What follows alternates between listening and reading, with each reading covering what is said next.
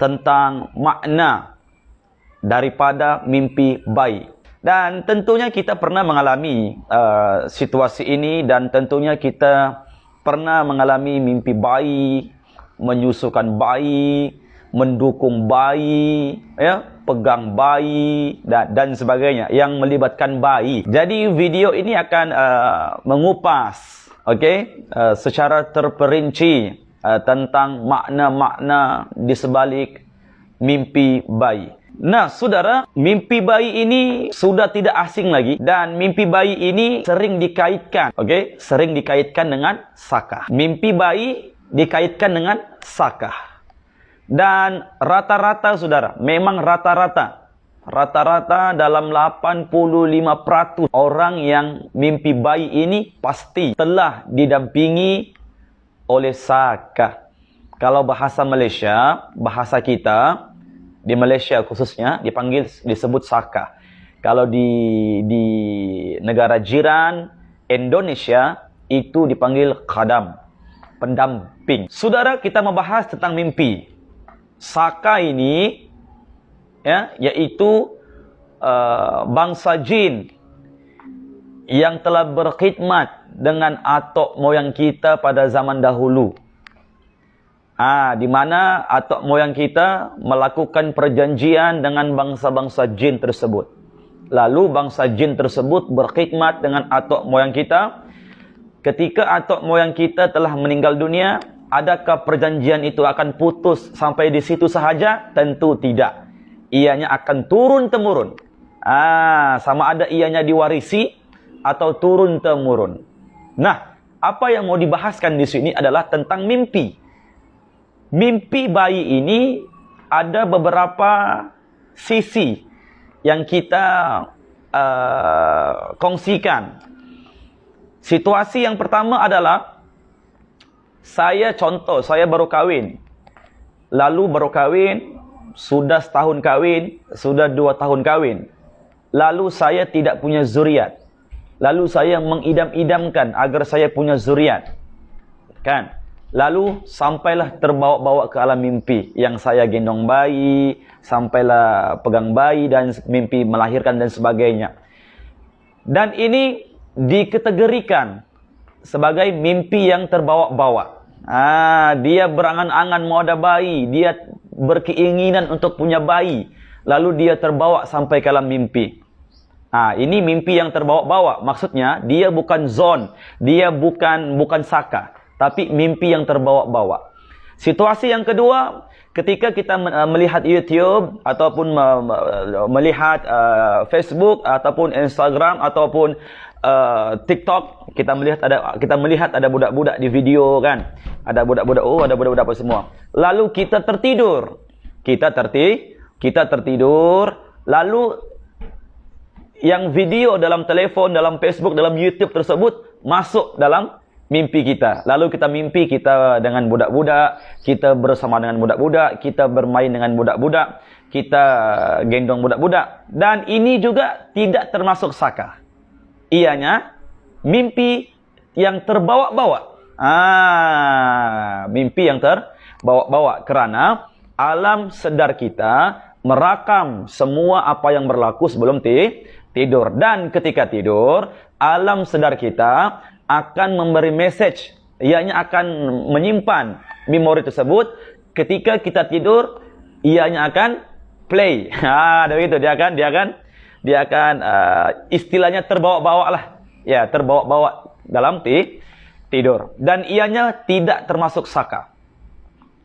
Yang ketiga ini, setiap minggu bermimpi dia sudah ada anak dan sebagainya, sudah berumah tangga dan dia sudah ada anak, sudah ada suami, berumah tangga apa semua itu ini. Dan kerap, kalau sudah sebut kerap, bermaksud mimpi ini berulang-ulang. Kalau kita lihat video saya yang sebelum ini tentang sihir, saya sering mengatakan kalau mimpi itu berulang-ulang, bermaksud mimpi itu bukan mimpi yang sembarangan. Mimpi itu bukan mimpi yang biasa-biasa. Mimpi tersebut tidak boleh dipandang remeh. Mimpi yang berulang-ulang ini, saudara, biasanya ia ingin menyampaikan message ada sesuatu info, notification, cakap bahasa Inggris saya. Notification, ada message, ada info yang ingin disampaikan. Jadi situasi yang ketiga ini biasanya ianya akan mimpi bayi. Dia mimpi bayi itu daripada kecil, dia menyusukan bayi itu. Dia menyusukan bayi itu dan setiap minggu pasti akan mimpi.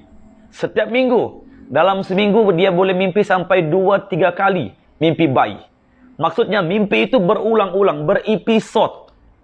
Berepisod, ada dia punya tahapan-tahapan. Bulan ni kita mimpi bayi, kita menyusukan bayi. Bulan depan bayi tersebut sudah membesar. Maksudnya mimpi itu sentiasa bersambung-sambung, berepisod. Itu termasuk kategori saka.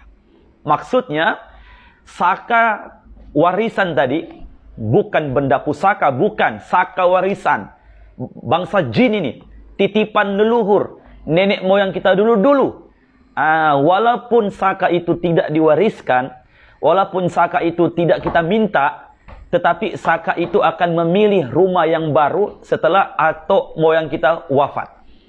Saka tersebut yang akan memilih di mana ia mau masuk. Jadi mimpi bayi itu maksudnya ada saka, ada pendamping yang ingin masuk menjadi khadam kita. Sebab ada orang tanya dengan saya di komen TikTok, dia tanya begini, apa maksud mimpi bayi? Di Facebook pun demikian, ada orang tanya apa maksud mimpi bayi. Nah, sekarang saya telah berikan pencerahan. Mimpi bayi bersangkut paut dengan gangguan jin saka.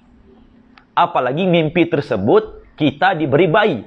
Mimpi tersebut kita diberi bayi, dibagi. Lalu kita sambut. Begitu kan. Jadi ingat saudara, mimpi bayi itu berkait rapat dengan saka keturunan. Mimpi bayi tersebut kalau hanya mimpi sebulan sekali, ianya tidak termasuk saka.